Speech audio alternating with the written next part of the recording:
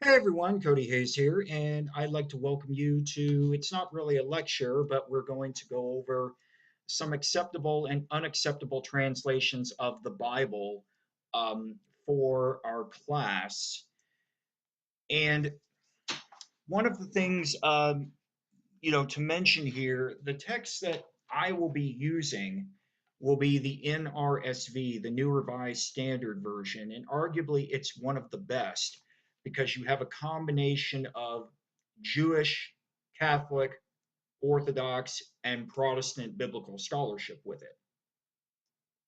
So you have a wide variety of points of view. Whereas, for example, the New Jerusalem Bible, which I have a copy of at my bedside, it's a very good translation. I like the English language of it. It's Catholic, it's a Catholic translation, but it's giving, just one perspective there, Catholic. Whereas the NRSV gives, multiple spectrums from Jewish, Catholic, Orthodox, and Protestant. Still, though, a question comes up, can I use insert translation of the Bible here? Well, obviously, there are two answers to that question. One is yes, and the other is no. And to get an answer of yes, essentially what I'm looking for is that the translation must be based on the earliest manuscripts that we have available in the original languages, which would be Hebrew for the Hebrew Bible, or what Christians would call the Old Testament, and then Greek for the Christian scriptures or the New Testament. We want to try and get back to the autographs or the first editions as much as possible. That's the first thing. And then the other thing is that it has to be a literal translation, no paraphrases. So here are some other points, to mention here regarding this particular bit. First, unless you're knowledgeable with the languages that the Bible was written in, which would be Hebrew and Greek, you're at the mercy of a translator. For example, German was my foreign language in college. And what I often say to explain this point is that I can take this very simple statement in German, Ich gehe Land, and I can translate that three different ways into English. And unless you know German, you're at, my mercy as how I would try to translate it. So therefore, I encourage you to look at as many different versions of the Bible as possible. Also, your church can use whatever version of the Bible it wants. Your devotional Bible study can use whatever version it wants. You yourself, for personal reasons, can use whatever version of the Bible that you want. But for our class that, is looking at the Bible from a historic view in higher education, there are some, acceptable and unacceptable translations of the Bible. And another point to mention there is how no translation of the Bible is perfect, but there are some translations that are better than others. To give an example with that, when I taught a course over the Hebrew Bible, or what Christians would call the Old Testament, there was the topic of who is really the slayer of Goliath. Now, of course, the story that probably all of us heard was David, the legendary King David, in 1 Samuel chapter 17. However, in our earliest Hebrew manuscripts, and this would be 2 Samuel chapter 21, verse 19, it mentions that Elhanan was the slayer of Goliath. Well, I had a student message me and she stated how the translation of the Bible she was using stated that Elhanan slayed the brother of Goliath. Now, later Hebrew manuscripts did change that to where it stated that Elhanan slayed the brother of Goliath, and of course that would keep David as the slayer of Goliath. And I asked her, well, what translation are you using? And she said the NIV, the New International Version. Now, I don't have a hard copy of the NIV at home. So I went online and found a copy of the NIV, and I went up and looked at that passage in 2 Samuel, and yes, it did have it as later manuscripts would have it that Elhanan slayed the brother of Goliath, but there was a footnote there. And the footnote to that passage stated how the earliest Hebrew manuscripts that we have omits the words the brother of. So essentially, what the NIV was trying to do there was, find a way of reconciling the First Samuel chapter 17, which of course is the story that most of us heard of how David slays Goliath, with Second Samuel chapter 21, verse 19. Anyway, looking here at acceptable translations of the Bible. The RSV, the Revised Standard Version, very good. The New American Version of the Bible, Revised Edition. This is the version that is used in the liturgy in the Catholic Church. So if you're Catholic, the Bible readings that you would be hearing during the liturgy of the Word would be from the NAB, the Revised Edition. And then, of course, you do have the original New American Bible, which I have a copy of on my bookshelf.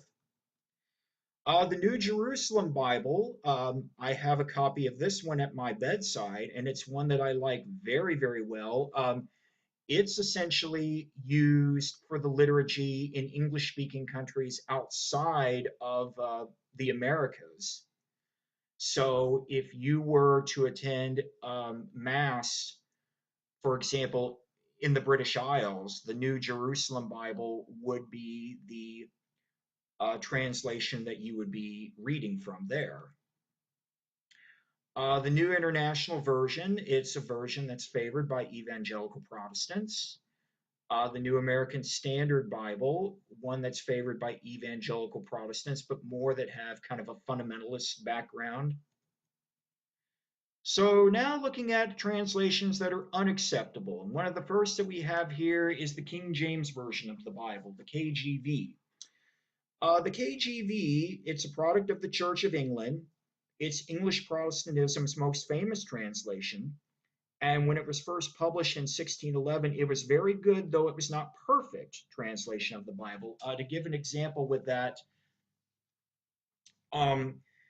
the KJV in Isaiah 7:14 translates the passage there as virgin, how the virgin will conceive and bear forth a son, even though the actual Hebrew word there, Alma, refers to young woman or maiden. But where the KJV translated it as virgin was to keep it in harmony with Matthew, and Matthew uses the Greek version of the Hebrew Bible, or what Christians would call the Old Testament, that does render the passage as virgin to keep it in harmony, with that. But in any case, like I said, when it was first published in 1611, it was a very good, though not perfect translation. But since that time, we've found older manuscripts, both in Hebrew and Greek, than what were used to produce the KJV. I believe, if I remember correctly, and I have a footnote here with that. Let me look here. Yes, the Greek New Testament, the Textus Receptus, the received text, dates from the 12th century, while it's Hebrew, or the Hebrew Bible, what Christians would call the Old Testament. The Masoretic text dates from the 7th century that was used, but beginning in the 18th century, historians found Greek manuscripts that were much older than what were used for the KJV, starting there with the New Testament, going back to the 4th century. And then, since that time, we have found, Hebrew Bible manuscripts, Hebrew manuscripts, going from about the 3rd century BCE or BC. And the thing is that, while older texts, they don't necessarily mean better texts 100% of the time, they do mean better texts at least 97% of the time, because our goal is to try to get back to the autographs as much as possible, the first editions, before changes were made by copyists. And, for those that identify as a King James Version only individual, they would have to show why they're in the 3% margin of error. And so far, the arguments that I've read from advocates of the KJV, they are either not historic or they're in the realm of a conspiracy theory. Now, I will state that, the KJV, while it's not a good modern translation, it still has very good historic purposes. Like, for example, if you were writing a paper over the sermons of, say, John Wesley, the founder of the Methodist Church, it might be best to use the KJV more than a modern day translation because Wesley would have used the KJV, for the Bible passages with his sermons. Okay, another unacceptable translation, the New KJV. Essentially, what the New KJV tries to do is it tries to update a lot of that 17th century English language, the thee, the thous, the verily I say to you, and so it came to pass, etc., with more modern day English. But the problem is that it still uses the same text that helped produce the KJV. And again, our goal is to try to get back to the autographs, the first editions, as much as possible. The Douay-Rheims. The Douay-Rheims is often viewed as the English Catholic counterpart to the KJV. It's a few years older than the KJV, but it was essentially English Catholics who left England for the European continent. They fled England when Elizabeth I, the Queen, reestablished Protestantism as the doctrine of the land. And it's essentially an English translation of St. Jerome's Latin Vulgate. And the name derives from two cities where, in France, where it was produced, where um, the Hebrew Bible was produced in Douai, 1609 is when it was published, and then the New Testament was produced in Rheims, 1582. And the thing is, the Douay-Rheims, it uses manuscripts that are older than the KJV, which is good because we want to try to get back to the autographs as much as possible. But the problem is that the Douay-Rheims is essentially a translation of a translation. So, like, to give an example, its New Testament is essentially begins with the Greek, then it's translated into Latin, and then it's translated into English. And when you go from one language to another, you lose some of the original meaning. And that's a problem right there with the Douay-Rheims. And also the fact that we have found older manuscripts than what were used when it was produced. Certainly with the Hebrew Bible, with what Christians would call the Old Testament, with the New Testament, the Greek manuscripts that Jerome translated into Latin were not for certain what Greek text that he used. They've since been lost. And one of the things I sometimes like to do is, I like to take a modern day translation and compare it to the KJV and the Douay-Rheims. And sometimes I see things where the KJV has it right because it does use the original languages, but also sometimes I see where the Douay-Rheims has it right because it uses older manuscripts.